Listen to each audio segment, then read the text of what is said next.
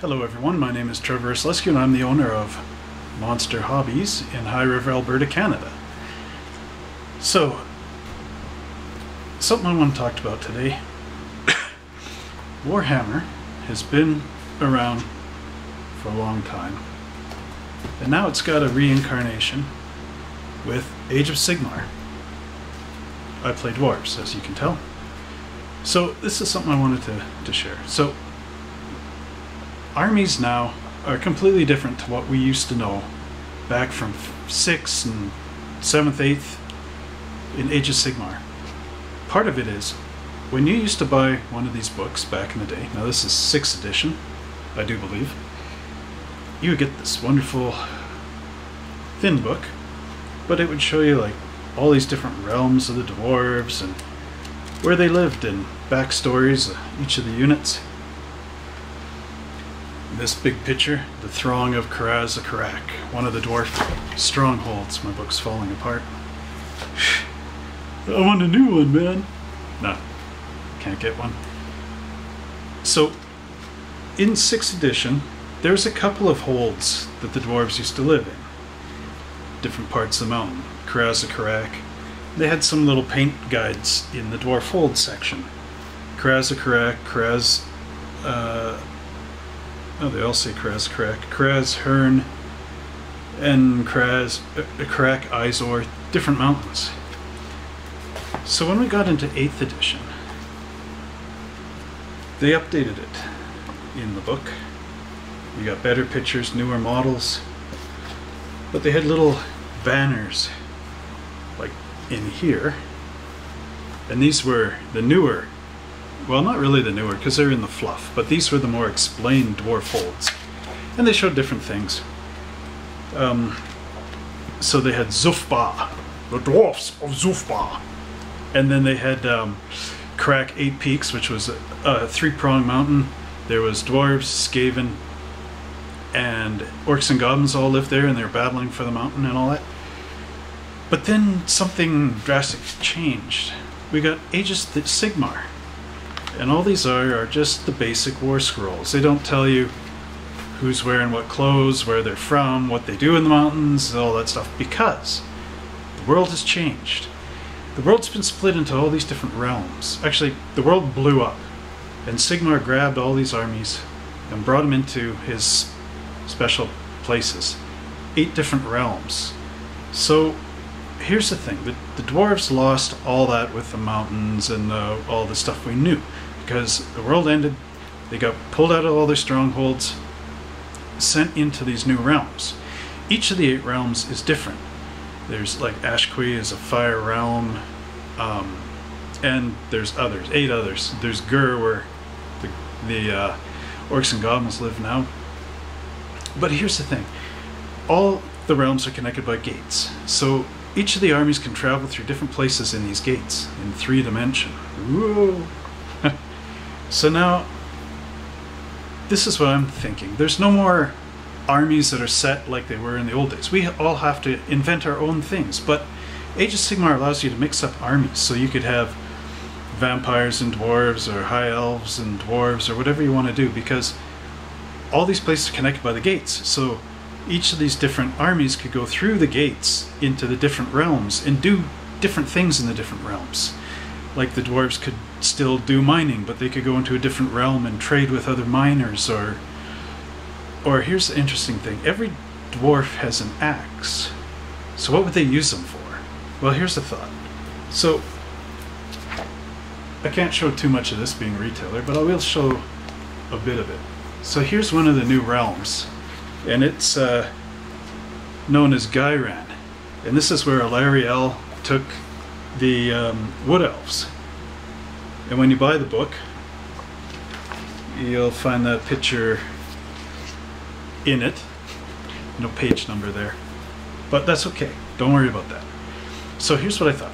Okay, so these dwarves have gone into Gairan, and it's all trees and beautiful, but chaos. Nurgle is tainting it, making it into this like festering pool of blah, because he's Nurgle, right? So what are the dwarves doing there? Well, we don't know. We're making this up now because we can use our imagination. The whole world is open with Age of Sigmar. So I want to show you some models and where I'm going with how you compose models now, that we're not stuck on square bases and making everybody line up like in 8th edition and before, rank and file. We're now wide open on circle bases. Like I like where Age of Sigmar goes, and I'll show you why. So let's look at some of my models from the past and where I'm going. And yeah, enjoy. So here are some of my older models, and these guys came from about the time of 6th, 7th edition. So in those days we had the Battle for Skull Pass set that came out. This is how I got started with dwarves. And these are the warriors out of the Battle for Skull Pass. As you can see, they're all kind of in a rigid pose. That's because these are one-piece models. And you just pop them off the sprue and painted them up. I gave these guys some sort of cross-hatching on their sleeves, make them look cool. But see, when I made these guys, I didn't really have any guideline as to color in that. So a little later on, in my shopping experience with Games Workshop, I picked up Queen Helga here. This was a model from 5th edition, from a campaign, which I found a copy of the rules for that one online. But again, so I wanted her to be green. And I used Tester's enamels. This is back in the day. So I painted her with like a, what do they call this? OD green, Tester's OD green. And some gold, gave her some blonde locks. And then from her, I was reading about hammerers and that, but I didn't have any. So I made these guys, which are Dwarf Warriors with great weapons. They were kind of her guard. The Queen's Guard. So I gave them that same green paint job. So everybody here kind of has that green, Tester's OD green, or whatever it was, paint job. And then when they came out with 8th edition, like before, I just painted dwarves any colors. Like I have an orange cannon crew, I got a pink cannon crew, you know, whatever. I was just being wild, right? So that was okay, because it was in the day, and I figured all these dwarves got together somewhere and were doing their thing, right? So then along comes 8th edition, and they start going, no, well, the dwarves that live in Crack 8 Peaks, which I like the story. They had different stories for them. So this is what they wore. Red and blue.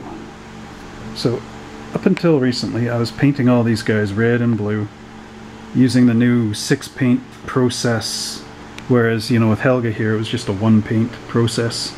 So like green dress, gold braid around it, yellow hair, you know, this sort of thing. Now with these guys, it's like red, so you use the base coat, then a wash, or sorry, base coat, shade, layer 1, layer 2, wash, actually highlight or dry brush, and then a glaze. 6-paint process per color, so you get sort of a more realistic look here. But now that we're out of 8th edition, we're going into a whole new universe. So, oh, one thing, if you look, everybody on these square bases had to fit together perfectly, otherwise, you know, you got guys knocking each other. Like this guy here, if I didn't turn the base around sort of thing, his gun butt would be hitting this guy in the head, which means that they wouldn't rank and file very well.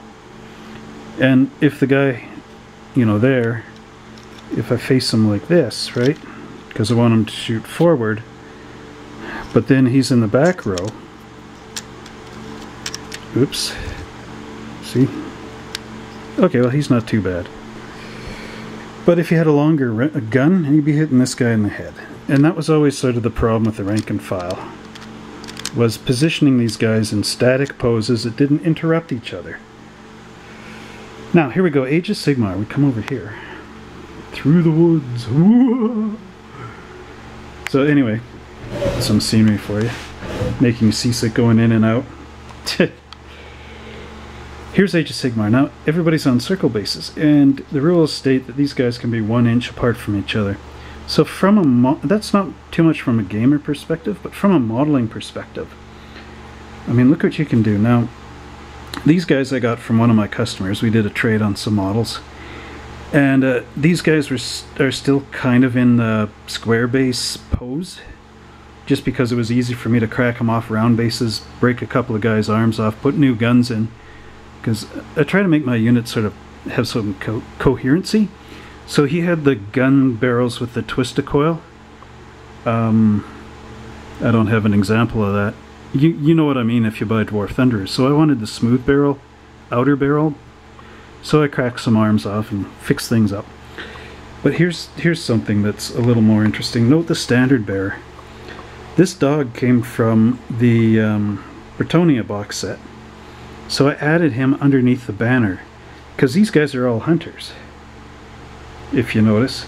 So I figured that maybe a hunting dog would be kind of a neat addition.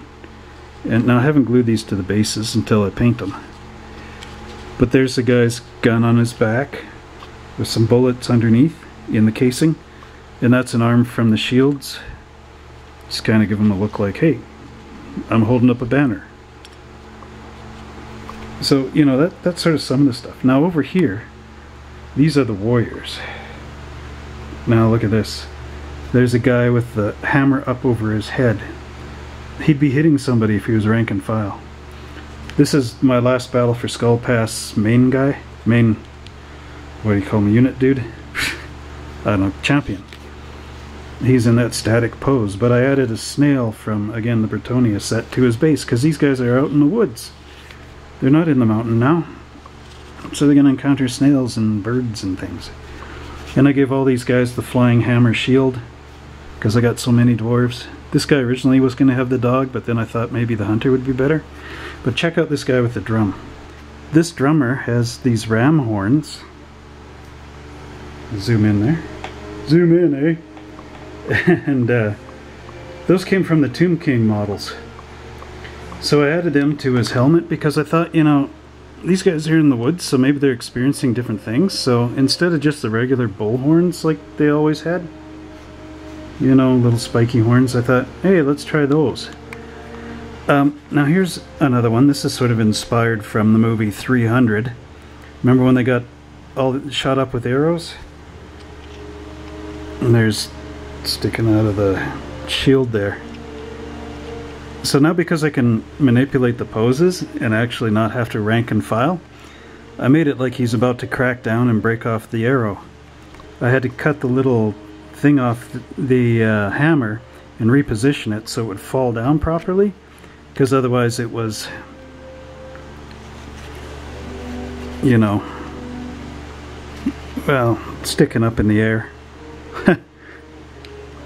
But there's all these kind of cool things you can do now that we're on round bases, as opposed to the old square ones. And the other reason why I chose a flying hammer is that usually I choose the face. So that face is like that.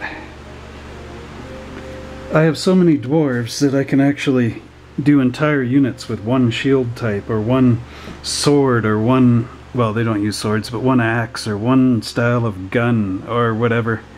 That's just from collecting for years.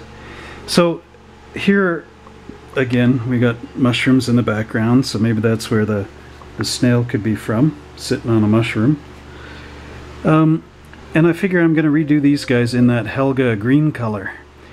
And the other thing about all this is, if I want to, I could add in stuff from the Wood Elves, which is what I was thinking, because here are the Wood Elves, Sister of the Thorn, and they're all riding on stags. So I think what I might do, because again, this is Queen Helga. So Queen Helga, being a nice woman of demeanor, would probably ally herself with other women out in the forest there as allies. And so I figured maybe the Wood Elves would be a good choice, and then team them up. So we've got dwarves and Wood Elves working together. And as we go along here, I'm going to actually build that army and show you what it looks like. So for now, just have a quick enjoyment of the new Age of Sigmar guys and where I'm going in that direction. And hopefully you can come up with your own ideas for something cool and share your video with me. I'd be interested in seeing what you got. So Trevor again, signing off. Have a good one.